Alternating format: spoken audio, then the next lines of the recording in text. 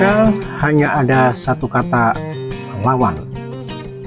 Demikian sebuah kata menjadi sakti karena ditemukan oleh Nabi kata-kata. Sebagaimana Wiji Tukul menemukan kata itu dan menyerukan penuh tenaga hingga menjadi ikonik. Semuanya bisa terjadi bila omongan penguasa tidak boleh dibantah, suara dibungkam, kritik dilarang tanpa alasan, bahkan dituduh subversif dan mengganggu keamanan. Maka hanya ada satu kata, lawan.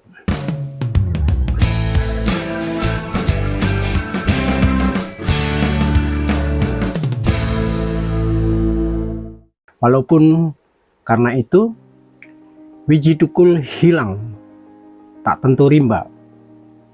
Mungkin sejak 1998, 25 tahun lampau, ketika Soeharto tenggelam dan lahir kata-kata gagah reformasi.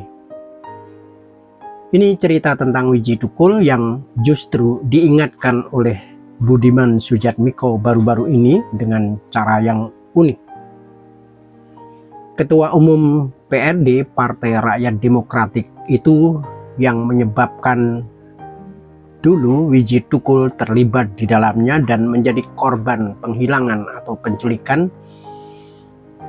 Justru Budiman kemudian berdamai dan bersatu langkah dalam Pilpres 2024 dengan Prabowo Subianto yang dipercaya sebagai bagian dari apa yang menyebabkan teman-teman Budiman seperti Wiji Tukul dan 13 orang lainnya yang hingga kini pun tidak diketahui rimbanya.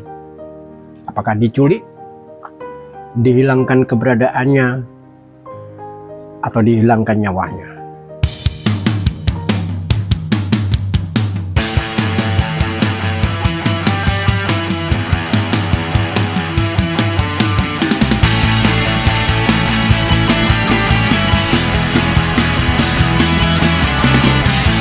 Saudara-saudara sebangsa dan setanah air, sedunia nyata dan dunia maya yang ternyata nyata juga. Jika beda pilihan, jangan baper, tapi jika baper, jangan sama, biar agak variasi sedikit. Tahun 1994 merupakan tahun yang ramai bagi situasi nasional. 3 media massa waktu itu, majalah Tempo, tabloid Detik, dan majalah Editor dibredel. Aksi protes berlangsung di Jakarta dan berbagai kota.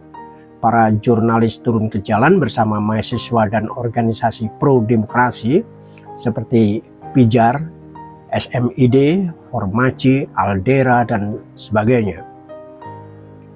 Situasi politik Indonesia waktu itu makin represif. Pada saat itu pula, Budiman Sujatmiko dan kawan-kawan aktivis berkonsentrasi pada pengorganisasian kaum buruh dan mendukung pejuang rakyat Timor Timur untuk merebut kemerdekaannya. Pada Mei 1995, Pusat Perjuangan Buruh Indonesia, salah satu underbaw PRD, melakukan aksi mogok bersama sekitar 5.000 buruh PT Great River di gedung DPR RI, Jakarta.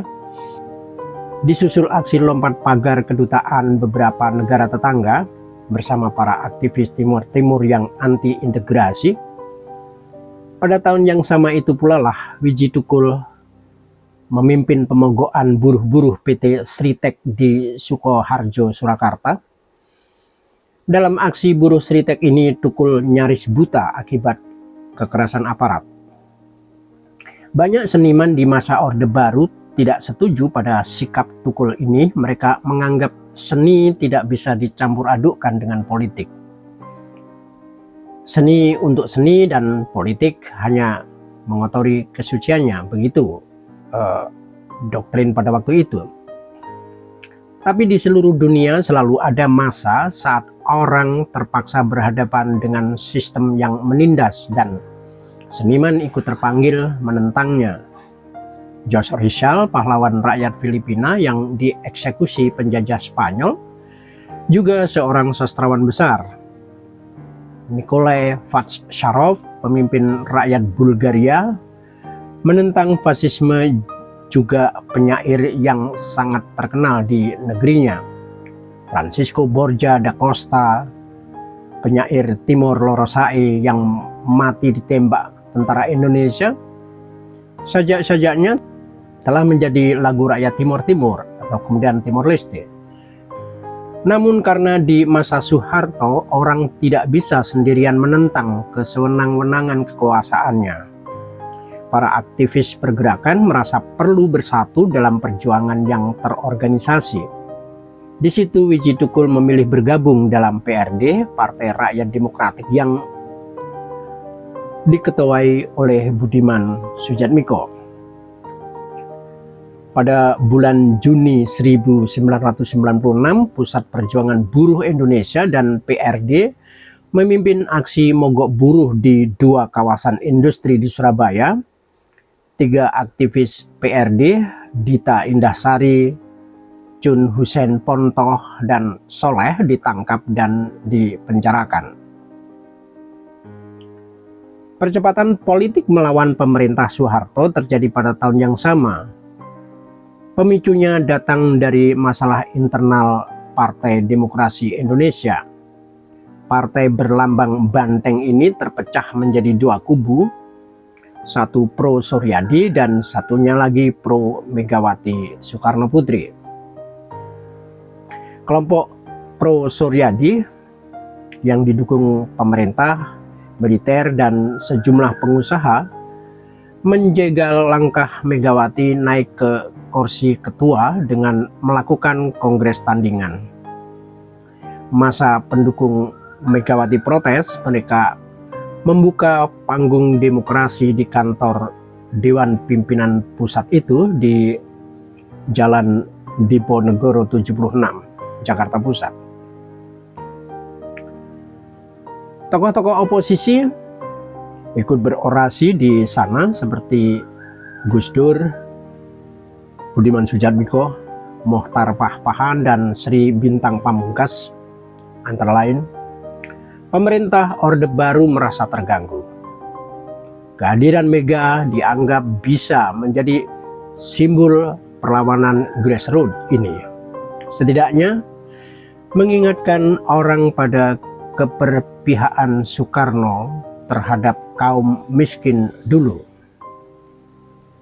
Momentum untuk mengakhiri kekuasaan Orde Baru yang korup sebagian bersandar pada masa militan ini. PRD antara lain memutuskan untuk mendukung perjuangan mereka. Tapi pemerintah melihat hal ini tidak menguntungkan.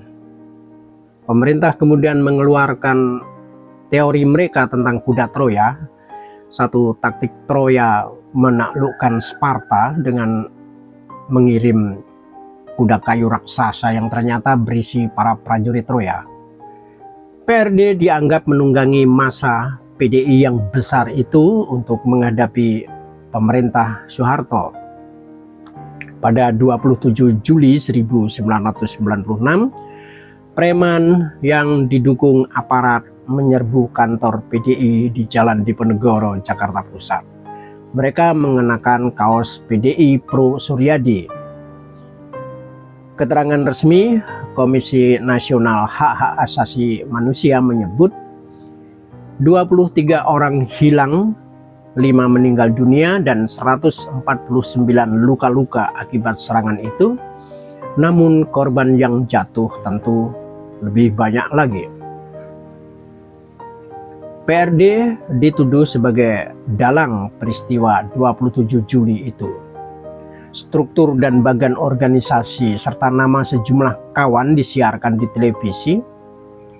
Pada 10 Agustus 1996, Budiman Sujatmiko dan pengurus lain ditangkap dan ditahan. Kepemimpinan partai diambil oleh sebuah komite tertutup. Taktik perjuangan kemudian diubah menjadi clandestine, underground atau di bawah tanah. Dari sini Wiji Tukul mulai sulit ditemui, seperti lenyap dari udara. Yang menghilang, tak berkoordinasi, dan saya kira ini pertama para pejuang pro demokrasi menerima serangan yang cukup besar, masif dari pemerintah. Barangkali itu penyebab Wiji Tukul memutuskan untuk menyelamatkan diri dulu sambil membangun kontak kembali. Komunikasi organisasi dengan kota-kota lain dilakukan lewat internet. Berita-berita tentang situasi politik Indonesia yang tak dimuat di media mainstream disebarkan oleh media-media alternatif waktu itu seperti Syiar dan Kabar dari Pijar ke publik lewat Milis Apa Kabar yang dikelola oleh John McDouglas. Pada awal 1997 muncul kembali puisi-puisi Wiji Tukul di internet. Ia tidak menyebutkan keberadaannya di mana, tapi puisi-puisinya mungkin agak berganti warna, lebih murung dan kontemplatif, meski masih bernada protes sosial. Sesuatu yang saya kira bisa dipahami. Situasi dalam pelarian tidak menyenangkan, apalagi terpisah dari gejolak sosial dan politik yang memberi Wiji Tukul inspirasi. Kabar yang muncul, Wiji Tukul ke Kalimantan. Hampir setengah tahun tinggal di sana. Menjelang pemilu 1997, pemerintah Orde Baru makin memperkuat diri. Partai Persatuan Pembangunan yang berbasiskan umat Islam mulai tidak sejalan dengan kebijakan pemerintah. Sebelumnya partai ini dikenal sangat konservatif. Sementara itu masa pendukung Megawati berusaha bangkit pasca 27 Juli 1996, berusaha berkonsolidasi. Kini pemerintah Soeharto menjadi musuh bersama. Elite politik yang semula mendukung Soeharto mulai berbalik arah melihat desaan rakyat dan mahasiswa yang besar menuntut kemundurannya dari kursi kepresidenan. Bahkan pada detik-detik terakhir, Harmoko, juru bicara terbaik Soeharto yang selalu meminta petunjuk Presiden Soeharto, larut dalam arus. Dan kemudian dalam posisi sebagai ketua DPR RI, Harmoko meminta Soeharto untuk mundur.